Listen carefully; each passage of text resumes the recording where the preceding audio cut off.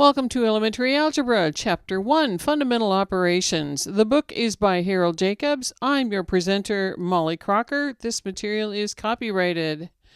Chapter 1, Lesson 6, 0 and 1. But first, a little review. Whoa, what are all those exponents and what should we do about them? Let's look at that last figure. If we start at the bottom of the left-hand expression, we would get 4 squared because 2 squared is 4, and then 4 squared would be 16, which is right underneath of it, and it still has an exponent of 2 on it, which is 256. If we do it from the top down, then 2 squared is 4, so then we have 2 raised to the second power raised to the fourth power. 2 to the fourth is 16. And then 2 to the 16th would be 65,536. So, which way do we do this? Well, the rules of mathematics say the exponents come first. So the exponent on the exponent on the exponent should be applied first.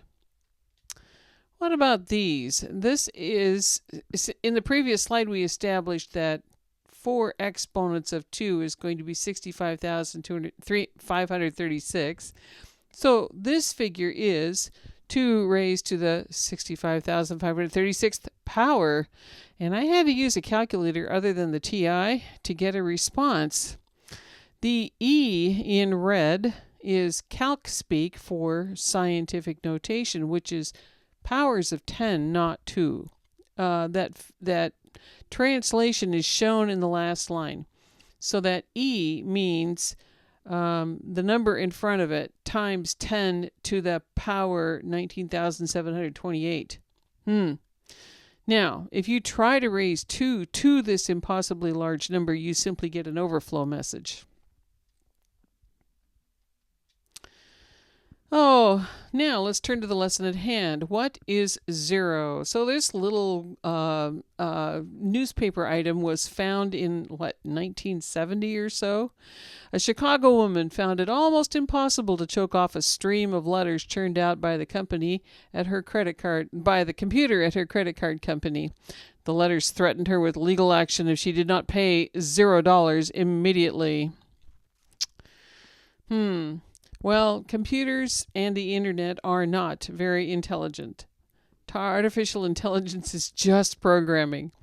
There has been much more programming happening since the 1970s when this clipping appeared. A friend of mine once told me about a letter that his insurance company sent him. That would be after the year 2000. That insurance company sent him a letter that was automatically generated by artificial intelligence or programming. It informed him that, because of his good driving record, he was getting a 2-cent reduction in his monthly auto insurance payment. 2 cents. The notice cost more to send than 2 years of reduction on his insurance. Not very intelligent. Now, while 2 cents would show up on a balance sheet, the Chicago woman probably owed some small portion of 1 cent generated while calculating interest fees. The amount was probably closer to 0 than to a penny, so that's why the amount generated by the computer was 0. While this would not show up on her bill, it would nevertheless remain as an unpaid balance on her account.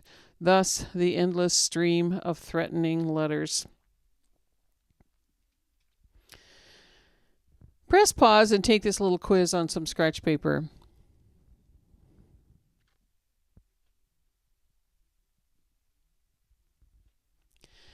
What happens in problem 2? What happens in problems 8 and 9? What happens when we add or subtract 0 or add and subtract 1? Or multiply or divide by 0 or multiply or divide by 1? Here's the results. Check your answers. More on number 8 in a moment.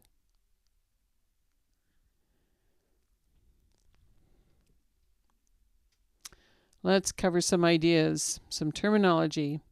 The identity element for addition and subtraction is the number you can add to something and not change it.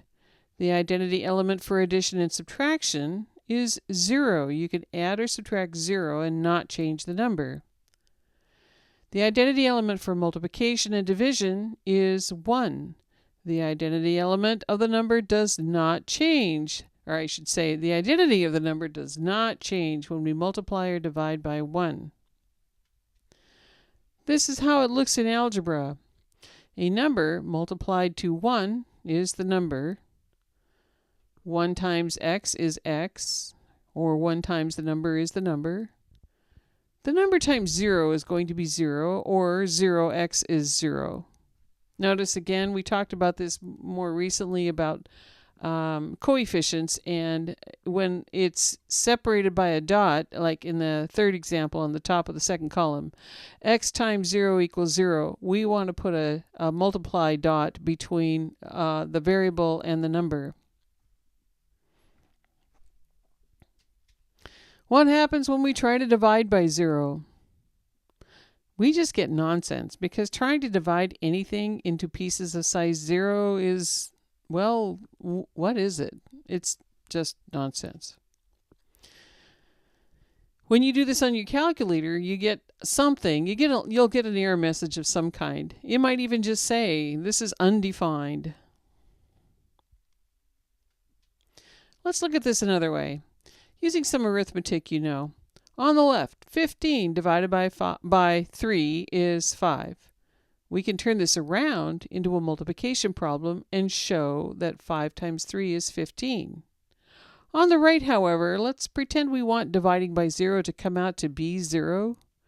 Then turning that around into a multiplication problem yields something that's not true. 0 times 0 is not 15. So, dividing by 0 doesn't yield anything that's meaningful. However, if we start with 0 and divide by a number, we do indeed get 0. Turning that around into a multiplication problem gives us something that makes sense. 0 times 3 is 0. Think of it another way. A pie is cut into 4 pieces and someone eats a piece. Then there are 3 out of 4 pieces left. Another piece is eaten, and another, until there are no fourths left. 0 divided by 4 is still 0. One more thought about 0. Think about what x could be in this equation. Pause the video and make some guesses.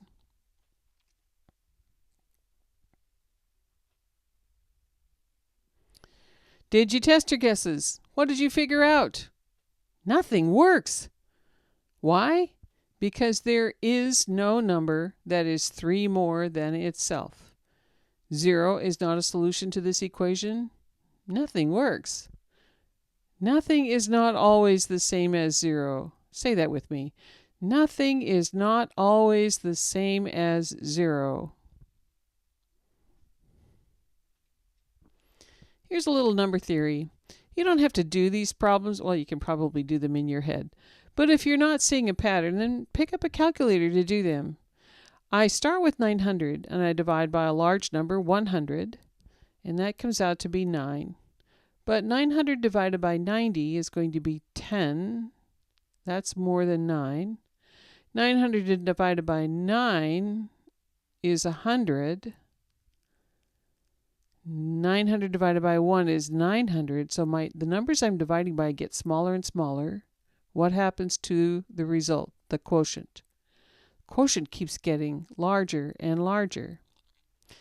I can get very close to 0, so 900 divided by something very close to 0 is going to be quite large. What do you think dividing by 0 yields? It's nonsense. But the closer we get to 0, dividing by 0, the larger the result is. Be careful about that thing we call infinity. It's not a number, it's an idea. Doing arithmetic with an idea can lead you into some strange places. Let's summarize this lesson. The identity element for addition and subtraction is 0. Adding or subtracting 0 doesn't make a change. The identity element for multiplication and division is 1. Multiplying or dividing by 1 doesn't make a change. Dividing by 0 is undefined. 0 divided by a number other than 0 is 0. 0 can be in the top of a fraction. It can't be in the bottom. That's all for now.